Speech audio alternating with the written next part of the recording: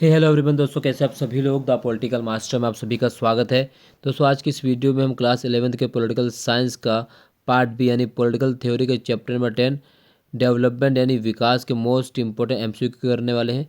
जैसे कि आप सभी को पता है कि दोस्तों क्लास 11th का जो टर्म एग्ज़ाम हो 1 दिसंबर से स्टार्ट हो रहा है और पहला पेपर है राजनीति विज्ञान यानी पॉलिटिकल साइंस का है। तो दोस्तों इस वीडियो को एंड तक देखिएगा। यदि आप हमारे चैनल पर नए हैं तो चैनल को जरूर सब्सक्राइब कर लीजिए, बेल आइकन को प्रेस कर लीजिएगा, क्योंकि हमारे चैनल द पॉलिटिकल मास्टर के द्वारा दोस्तों जो भी अपडेट जो भी वीडियो आप सभी लेकर लाई जाए उसका नोटिफिकेशन बिना किसी बाधा के आप सभी तक आसानी से पहुंच सके और आप सभी लोग जो इस वीडियो को लाभ उठा सकें। तो चलिए दोस्तों अपने मोस्ट इंपॉर्टेंट क्वेश्चन की जो श्रृंखला है उसकी ओर चलते हैं और इसका पहला क्वेश्चन करते हैं। तो सबसे पहले क्वेश्चन की बात करते हैं दोस्तों डेवलपमेंट विकास के चैप्टर की। फर्स्ट क्वेश्चन है, विकास कैसी अवधारणा है?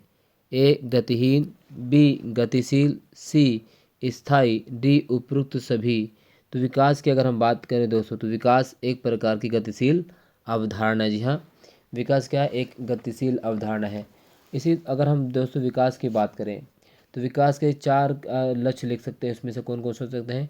विकास का जो प्रथम महत्वपूर्ण लक्ष्य होता है वो गरीब जनता की न्यूनतम आवश्यकताओं की पूर्ति करना। जी हाँ, न्यूनतम गरीब जनता की न्यूनतम आवश्यकताओं की पूर्ति करना। पिछड़े और विकासशील देशों का एक महत्वपूर्ण लक्ष्य ये भी होता है कि आर्थिक पुनर्निर्माण करके गरीबी तथा बेरोजगारी दूर करना। और विकासशील देशों का लक्ष्य प्राकृतिक संसाधनों का विकास करना होता है। तो इस प्रकार से विकास की कई अवधारणाएं जो प्रस्तुत की जाती हैं, लेकिन विकास एक प्रकार की क्या है? गतिशील अवधारणा है। चलिए क्वेश्चन नंबर 2, विकास मन की एक अवस्था, झुकाव एवं दिशा है, यह किसका कथन है? जी हाँ, विकास की एक अवस्था की अगर हम बात करें तो क्या है? विकास मन की एक अवस्था है, ठीक है, और झुकाव एवं दिशा है, यह कथन किसका है? ए एडवर्ड विडनर का, बी डिमॉक का, सी फिफ्नर का और डी साइमन का। तो अगर हम बात करें दोस्तों विकास मन की एक अवस्था, झुकाव एवं दिशा, ये कथन है एडवर्ड विडनर। जी हाँ, एडवर्ड विडनर ने इस कथन को कहा है कि विकास मन की एक अवस्था है, झुकाव एवं दिशा है। चलिए नेक्स्ट क्वेश्चन करते हैं दोस्तों। प्रश्न नंबर 3, राजनीतिक विकास की अवधारणा का संबंध निम्नलिखित में से किसके साथ है? तो राजनीतिक अवधारणा का जो संबंध है वो किसके साथ है? आर्थिक विकास, सामाजिक विकास, राजनीतिक विकास। तो इसका जो सही उत्तर है दोस्तों वो है उपरोक्त सभी, इसका सही उत्तर होगा। प्रश्न नंबर 4, विकास समाज में उच्च स्तरीय अनुकूलन के लिए या अनुकूलन के प्रति अनुकूल की क्षमता है, ये कथन किसका है? ए मैकेंजी, बी एंजल्स, सी जो है राजनीतिक विकास, डी उपरोक्त सभी। तो इसकी अगर हम बात करें दोस्तों तो विकास समाज में उच्च स्तरीय जो है वो अनुकूल के प्रति अनुकूलन की क्षमता है, तो उसका सही उत्तर होगा मैकेंजी। प्रश्न नंबर 5, कैनेथ और गेस्की के अनुसार विकास की एक अवस्था सही नहीं है। तो विकास की जो अवस्था सही नहीं है वो है जनसंख्या में वृद्धि, ये विकास की सही अवस्था। बाकी राजनीतिक एकीकरण सही है, औद्योगिकरण भी सही और लोक कल्याण भी। बाकी जनसंख्या में वृद्धि विकास की सही अवधारणा नहीं है। विकास के आधार पर विश्व के देशों को कितने भागों में बांटा जा सकता है? तो विकास के आधार पर विश्व के देशों को 3 भागों में बांटा जा सकता है, विकसित, विकासशील और अल्प विकसित। ठीक है, चलिए नेक्स्ट, अल्प विकसित तथा विकसित देशों की मुख्य समस्या है। ए रोटी, कपड़ा और मकान, बी जनसंख्या, सी कृषि तथा औद्योगिक विकास, डी उपरोक्त सभी।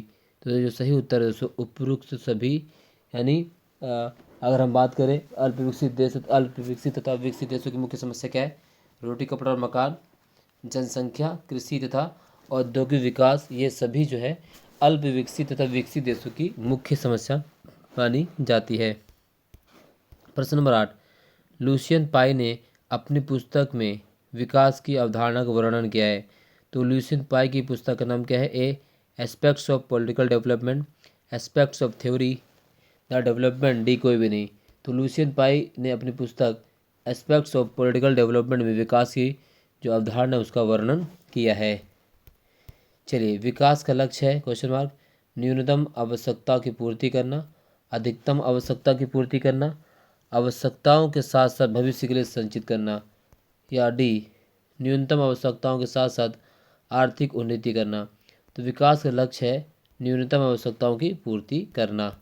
चलिए प्रश्न नंबर 10, विकास का पर्यावरण पर प्रभाव पड़ा है, इनमें से कौन सा कथन जो है विकास के पर्यावरण के लिए सत्य माना जाता है दोस्तों। ठीक है, तो अगर हम विकास की अवधारणा की बात करें तो विकास की जो अवधारणा के लिए सत्य कथन माना जाता है उसमें क्या है, पहला विकास सुनामी तूफान में जान माल का काफ़ी नुकसान हुआ। बी विकास के कारण वायुमंडल में ग्रीन हाउस गैसों के उत्सर्जन के कारण भूमंडल का तापमान बढ़ रहा है। सी नदी और तालाब सूखने के कारण पानी की समस्या बढ़ गई है। डी उपरोक्त सभी। तो उपरोक्त सभी इसका सही उत्तर है दोस्तों। प्रश्न नंबर 11, विकास की प्रक्रिया ने किन नए अधिकारों के दावों को जन्म दिया। ए लोगों के आजीविका अधिकार का दावा। बी नैसर्गिक संसाधनों के उपयोग के परंपरागत अधिकारों का दावा। सी ए और बी दोनों। तो डी कोई भी नहीं। तो विकास की प्रक्रिया ने किन नए अधिकारों को दावों को जन्म दिया है, तो वो जो है तो सी यानी ए और बी दोनों सत्य हैं। प्रश्न नंबर 12, किसके द्वारा या किसके अनुसार विकास एक प्रक्रिया है जिसके द्वारा समाज के उद्देश्य को प्राप्त किया जा सकता है। A Chaturvedi. B Alfred Diamond. C Lucian Pye. D कोई नहीं। तो किसके अनुसार विकास एक प्रक्रिया है जिसके द्वारा समाज के उद्देश्य को प्राप्त किया जा सकता है, वह दोस्तों चतुर्वेदी।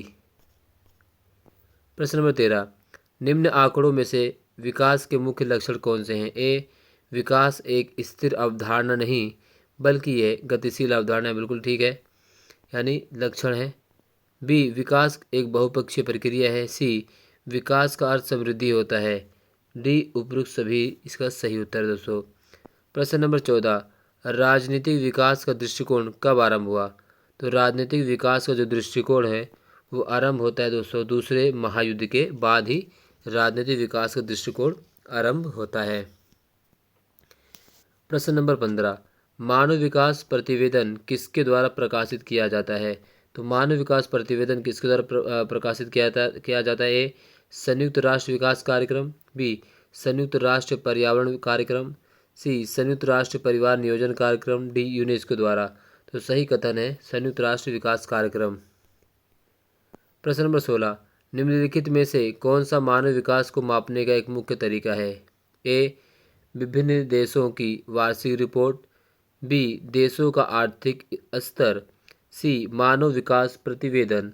डी इनमें से कोई नहीं। तो मानव विकास को मापने का जो मुख्य तरीका है वह है सी मानव विकास प्रतिवेदन। ठीक है दोस्तों, सी इसका सही उत्तर है।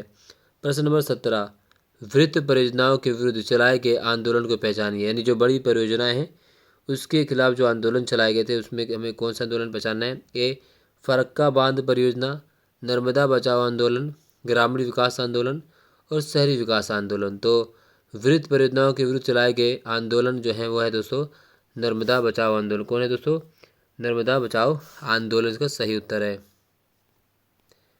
चलिए नेक्स्ट, विकास की ऐसी रणनीति जिसमें पर्यावरण को कम से कम नुकसान हो और प्राकृतिक संसाधनों का उपयोग मितव्ययता के साथ किया जाए एवं उन्हें संरक्षित रखा जाए, ये क्या कहलाता है। आर्थिक विकास, टिकाऊ विकास, उपभोक्ता विकास। डी इनमें से कोई नहीं। तो उसे दोस्तों कहा जाता है टिकाऊ विकास। ठीक है, चलिए प्रश्न नंबर 19, विकास के अर्थ का संकुचित रूप में प्रयोग किससे संबंधित है। तो विकास के अर्थ का संकुचित रूप में प्रयोग संबंधित है। ए आर्थिक विकास की दर वृद्धि। बी समाज का आधुनिकीकरण। सी ए और बी दोनों। डी इनमें से कोई नहीं। तो विकास के अर्थ का संकुचित रूप में प्रयोग संबंधित है दोनों से, यानी ए और बी इसका सही उत्तर है दोस्तों।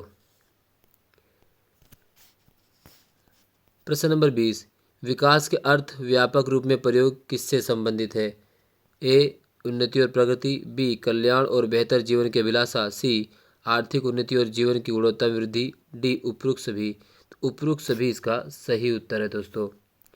चलिए प्रश्न नंबर 21, आगामी पीढ़ियों की आवश्यकता का ध्यान रखना व संसाधनों के साथ बिना समझौते किए वर्तमान पीढ़ियों की आवश्यकताओं को पूरा करना क्या कहलाता है। ए आर्थिक विकास, बी व्यापक विकास, सी सतत विकास, डी राजनीतिक विकास। तो वर्तमान पीढ़ी की आवश्यकताओं की पूर्ति करना कहलाता है दोस्तों सतत विकास, या आप लोग सतत पोषण विकास के नाम से भी जानते हैं। प्रश्न नंबर 22, विकास की दृष्टि से विश्व को कितने श्रेणियों में विभाजित किया गया है? तो विकास की दृष्टि से विश्व को 3 श्रेणियों में विभाजित किया गया है। यूएनडीपी का विस्तृत नाम क्या है? तो यूएनडीपी का विस्तृत नाम क्या है? ए यूनाइटेड नेशन डेवलपमेंट प्रोग्राम। तो यूएनडीपी की जो विस्तृत नाम दोस्तों वह है ए यानी यूनाइटेड नेशन डेवलपमेंट प्रोग्राम। 1972 में इसकी स्थापना की गई थी यूएनडीपी। निम्नलिखित में से कौन सा विकास का प्रतिरूप है? ए बाजार अर्थव्यवस्था का प्रतिरूप, कल्याणकारी राज्य का प्रतिरूप, विकास का समाजवादी और गांधीवादी प्रतिरूप, उपरोक्त सभी यानी उपरोक्त सभी इसका सही उत्तर है। प्रश्न नंबर 25, प्रश्न 25 क्या है? आज के समय में विश्व विकास के किस मॉडल का अनुसरण कर रहा है? ए समाजवादी मॉडल, बी बाजार मॉडल, सी उदारवादी मॉडल, डी इनमें से कोई नहीं। तो आज के समय विश्व जो है दोस्तों वह है बाजार यानी विकास के बाजार अर्थव्यवस्था मॉडल का अनुकरण कर रहा है। प्रश्न नंबर 26, बाजार अर्थव्यवस्था का प्रतिरूप क्या है? ए पूंजीवाद, बी स्वतंत्रता और खुली प्रतियोगिता, सी मुक्त बाजार, डी उपरोक्त सभी। दोस्तों जो है बाजार अर्थव्यवस्था का प्रतिरूप जो है वह है पूंजीवाद भी है, स्वतंत्रता और खुली प्रतियोगिता भी है और मुक्त बाजार भी, यानी उपरोक्त सभी इसका सही उत्तर है। उपरोक्त सभी सही है। प्रश्न नंबर 27, विकास का समाज पर क्या दुष्प्रभाव पड़ा है? ए विकासशील देशों की प्रभुसत्ता पर प्रभाव पड़ा है, बी बेरोजगारी और गरीबी में वृद्धि हुई है, सी आर्थिक असमानता, डी उपरोक्त सभी। तो विकास का समाज पर ये दुष्प्रभाव पड़ा है दोस्तों, यानी उपरोक्त सभी सही कथन है। चलिए नेक्स्ट की बात करते हैं अगले प्रश्न की। जैसे दोस्तों कभी कभी पूछा जा सकता है कि बाजार अर्थव्यवस्था जैसे विकास का क्या अभिप्राय है? तो अगर हम बात करें दोस्तों तो जो समस्त विश्व की है ना, अभी समस्त विश्व में जो है बाजारवादी अर्थव्यवस्था जो है फली फूल रही है। और बाजार की अगर हम बात करें दोस्तों उसमें बाजार अर्थव्यवस्था में प्रतियोगिता, हस्तक्षेप की नीति, ठीक है, कौन कौन सा होता है इसमें? प्रतियोगिता होती है, बाजार प्रतियोगिता, ठीक है, प्रतियोगिता और हस्तक्षेप की नीति तथा मांग व पूर्ति की शक्तियों का सामान्य प्रक्रिया पर छोड़ दिया जाना ही या चाहिए उसको कहते हैं। अगर हम बात करें विदेशी पूंजी निवेश की, विदेशी तकनीक की, मुक्त व्यापार की, आधुनिकीकरण की, ये सब दोस्तों बाजार अर्थव्यवस्था के ही रूप माने जाते हैं। इससे दोस्तों एक और मॉडल विकास हुआ है समाजवादी मॉडल। तो अगर हम विकास के समाजवादी मॉडल की बात करें तो विकास का जो समाजवादी मॉडल है वह उत्पादन तथा वितरण के साधनों को समझ समाज की संपत्ति मानता है। किसको?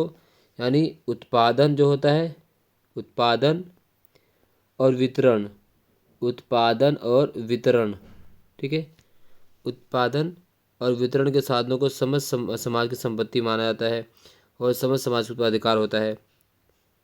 इसके अलावा अगर हम बात करें विकास का जो समाजवादी मॉडल व्यक्ति की अपेक्षा समाज को अधिक महत्व देता है, ठीक है, और साथ ही साथ अगर हम बात करें तो ये जो है नियोजित अर्थव्यवस्था का समर्थन, जो समाजवादी मॉडल है वह समाजवादी मॉडल नियोजित अर्थव्यवस्था का समर्थन करता है।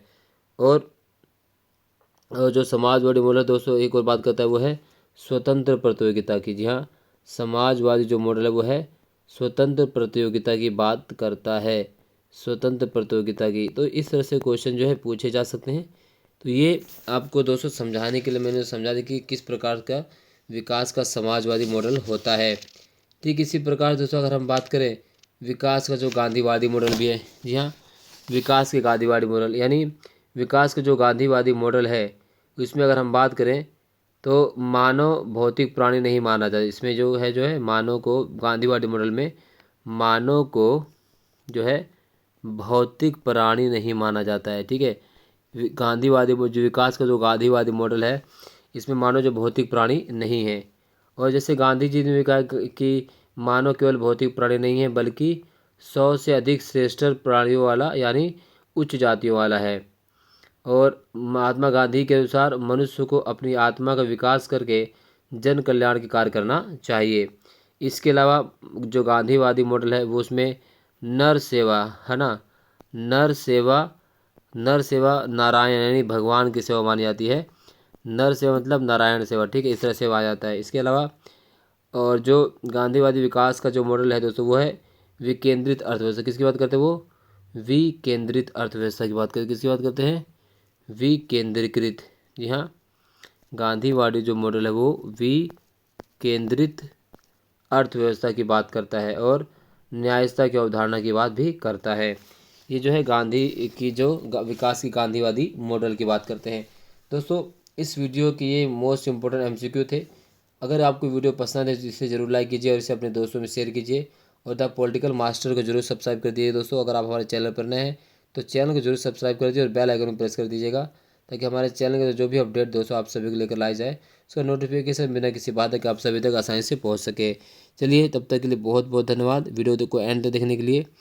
मिलते हैं नेक्स्ट वीडियो में, तब तक के लिए आप पढ़ते रहिए और अच्छी तरह से मार्क्स प्राप्त कीजिए। बहुत बहुत धन्यवाद दोस्तों, जय हिंद।